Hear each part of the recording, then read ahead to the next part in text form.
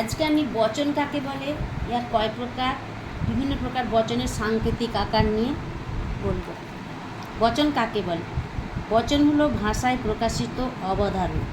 যে কোনো ঘোষক বাক্যের সত্য বা মিথ্যা বিবৃতি হলো বচন। দুটি পদের মধ্যে সম্বন্ধের স্বীকৃতি বা অস্বীকৃতিকেই বচন বলা হয়। যেমন সকল মানুষ হয় মরণশীল। রাম, এখানে মানুষ এবং মরণশীল এই দুই পদের মধ্যে আমরা সম্বন্ধকে স্বীকার করে নিয়েছি। আবার কোনো মানুষ নয় পূর্ণ, এখানে মানুষ এবং পূর্ণ এই দুই পদের সম্বন্ধকে আমি অস্বীকার করেছি। বচনকে নানাভাবে গঠন করা যায়। বিভিন্ন নীতি অনুযায়ী বচনকে বিভিন্ন শ্রেণীতে ভাগ করা হয়। প্রথমে আমি উদ্দেশ্য ও বিধেয় সম্বন্ধ নিয়েই বচনকে নিরপেক্ষ এবং অনিরপেক্ষ এই দুই শ্রেণীতে ভাগ করা হয়, এটা আমি বলবো। নিরপেক্ষ বচন কাকে বলে? যে বচনে উদ্দেশ্য ও বিধেয়ের সম্বন্ধ অন্য কোনো শর্তের উপর নির্ভরশীল নয়, সেই বচনকে নিরপেক্ষ বচন বলা হয়।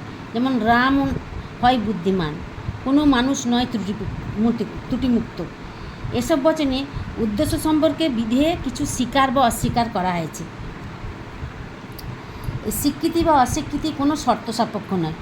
রাম হয় বুদ্ধিমান, উদ্দেশ্য রাম বুদ্ধিমান, এই বুদ্ধিমানটা রাম সম্পর্কে স্বীকার করা হয়েছে। এই বুদ্ধিমান শব্দটা কোনো শর্তের উপর এখানে রামের উপর নির্ভরশীল নয়, তাই এটা হচ্ছে নিরপেক্ষ বচন।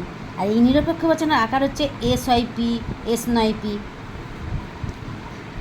গঠন অনুযায়ী নিরপেক্ষ বচনকে আবার দুই ভাগে ভাগ করা হয়েছে, সরল ও যৌগিক বচন।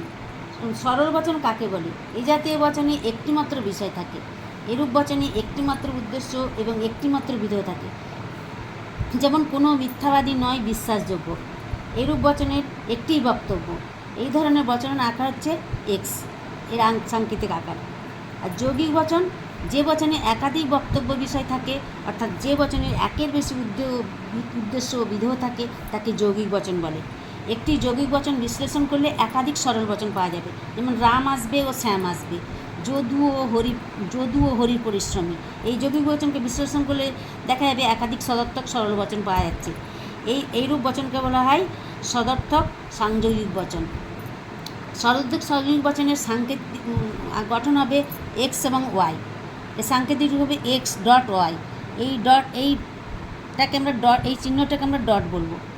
অপরদিকে যেই যৌগিক বচনে একাধিক নঙর্থক স্বরবচন থাকে, তাকে বলা হয় নঙর্থক যৌগিক বচন।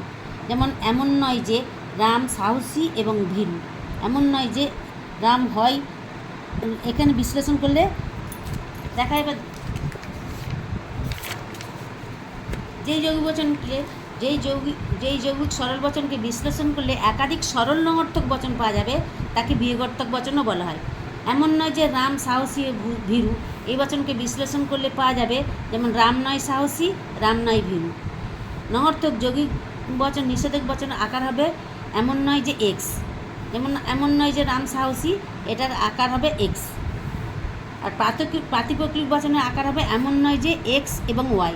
এমন নয় যে এমন নয় যে রাম সাহসী এবং ভীরু, এই কথাটি চিহ্ন এমন নয় যে, এর দ্বারা আমি বুঝিয়েছি। আজকের ভিডিওতে এই পর্যন্তই বললাম। পরবর্তী ভিডিওতে আরও ডিটেলস আমি বলবো। ভিডিওটি লাইক করবেন।